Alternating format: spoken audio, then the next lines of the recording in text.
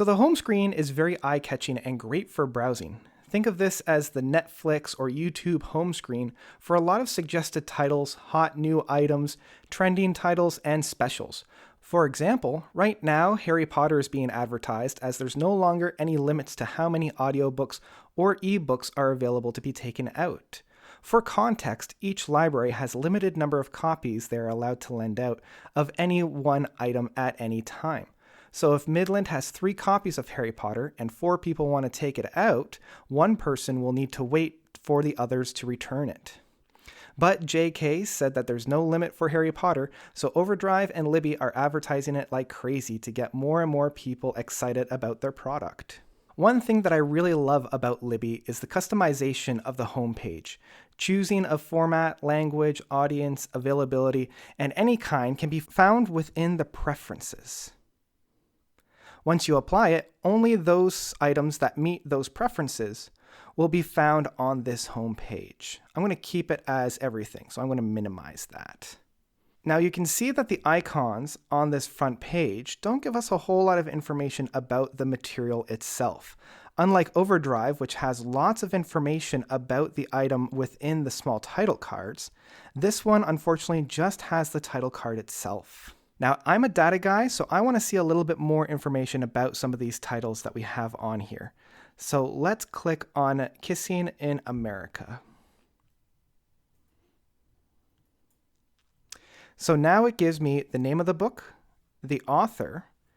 If we can read a sample, we can borrow it, we can add tags to it, and we can also see what the book jacket will tell us about the book. As we scroll down, we see that there's the format, the author, the publisher, the release date, how many copies, the audience, the kind of support that this will have. We also have a rating, and some of the genres and tags that have already been given to this. If we continue to scroll down, we'll find books that are similar to this one. So let's scroll back to the top. And let's find another type of material. Let's go for this one. So now we'll say that we can play a sample as opposed to read a sample, as this is an audiobook. So right off the gate, we have a nice big visual to show us the difference. Scrolling down,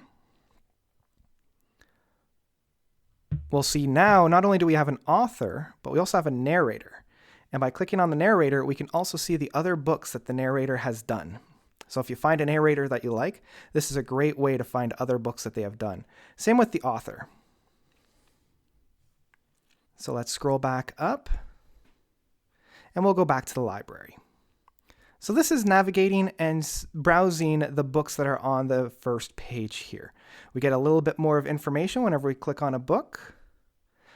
If we want to read a sample, we can open it up here. It's just going to take a little bit of time.